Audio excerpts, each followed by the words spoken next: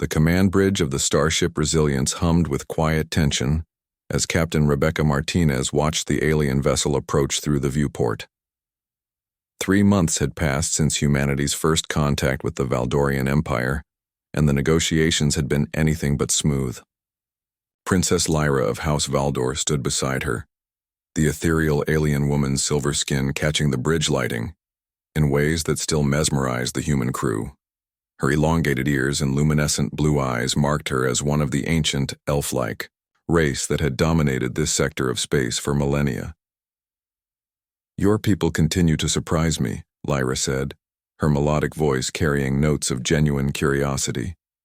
"When we first encountered humans, we expected another primitive species seeking our protection." Rebecca kept her gaze fixed on the tactical display. The Valdorian fleet maintained a respectful distance, but their weapons remained powered. "And instead you found stubborn idiots who refused to kneel." "Indeed." Lyra's laugh was like wind chimes. "Your Admiral Thompson's response to our terms was quite memorable. I believe his exact words were, 'Humanity doesn't do the whole bowing thing anymore.'" The human captain finally turned to face the alien princess. Over the past weeks, their diplomatic meetings had evolved into something approaching friendship, though Rebecca remained wary of the political implications. The Valdorian Empire had conquered dozens of species through a combination of superior technology and psychological manipulation. "Your Highness," Rebecca began, using the formal address that protocol demanded. "Please," Lyra interrupted. "We're alone. Just call me Lyra." Rebecca nodded. "Lyra, then. I need to ask you something directly. Why are you really here?" The princess moved to the observation deck, her graceful movements reminding Rebecca of dancers she'd seen on Earth. The alien woman's expression grew distant as she gazed at the stars. "My father believes humans are a curiosity that will burn itself out within a generation," Lyra said. "He sees your wars, your environmental damage, your constant conflicts, and assumes you'll follow the path of every other young species we've encountered. But you don't think so?" "No." Lyra turned back to Rebecca, her blue eyes intense. "I've studied your history, your literature, your art. Humans possess something we lost long ago, the ability to hope against impossible odds." Rebecca felt a chill run down her spine. What did the Valdorians lose? "Everything that made us truly alive," Lyra whispered. "We became so focused on perfection, on order, on control, that we forgot what it meant to dream of better tomorrows. We maintain our empire through routine and tradition, but we've lost the fire that built it." The bridge doors opened, and Lieutenant Commander James Wilson entered with a datapad. He paused, sensing the heavy atmosphere between the two women. "Captain, the latest intelligence reports from Earth Command," he said, offering the device to Rebecca. She scanned the contents quickly, her expression darkening. "The hegemony is mobilizing their battle fleet. 3,000 ships headed directly for the Sol system." Lyra's face went pale, her silver skin taking on an almost ghostly hue. "The hegemony? They're moving against Earth?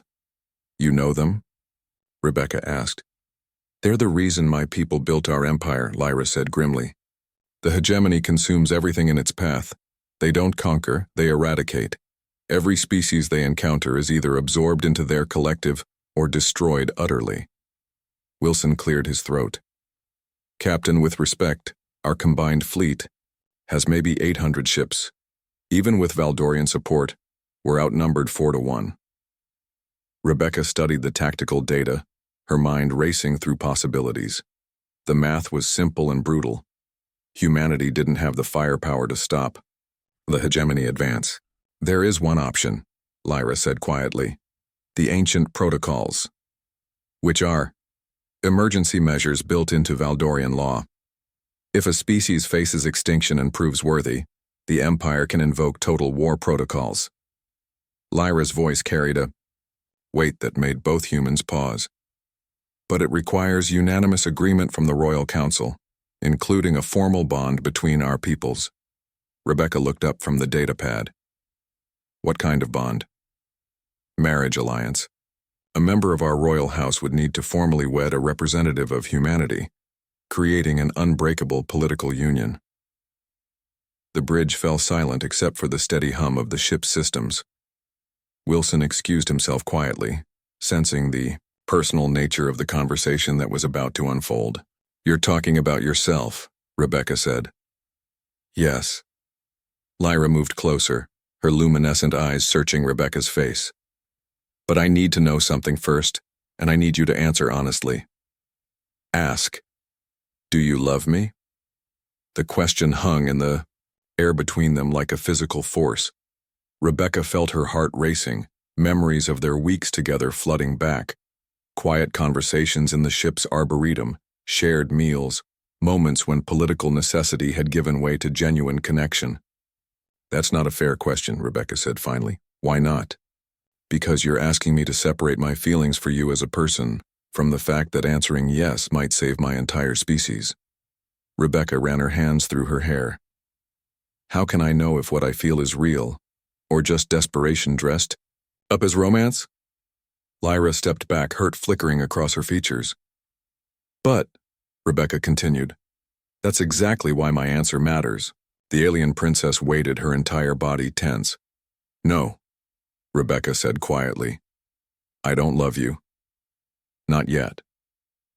Lyra's expression crumbled, but Rebecca pressed on. "I don't love you yet, because love isn't something you can rush, even with the fate of worlds hanging in the balance. But I care about you deeply, and I respect you more than any person I've ever met. You've shown me that strength isn't about perfection. It's about choosing hope when everything seems hopeless." Rebecca reached out and took Lyra's hands in her own. "If you're asking whether I could love you, whether I want the chance to find out, then yes. Absolutely yes. But not because my species needs saving. Because you make me want to be better than I am." Tears, actual tears, ran down Lyra's silver cheeks. "In 3,000 years, no one has ever answered that question the way you just did." "How do others usually answer?" "They lie," Lyra said simply. "They tell me what they think I want to hear." Rebecca smiled. "Then they don't know much about princesses. In my experience, what princesses really want is someone brave enough to tell them the truth." Lyra laughed through her tears, the sound bright and genuine. "Your people really are impossible." "Completely impossible," Rebecca agreed. "Is that a problem?"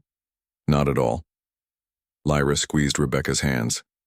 "I think that's exactly what the universe needs." Outside the viewport, the stars waited silently as two women from different worlds chose hope over fear and truth over convenience.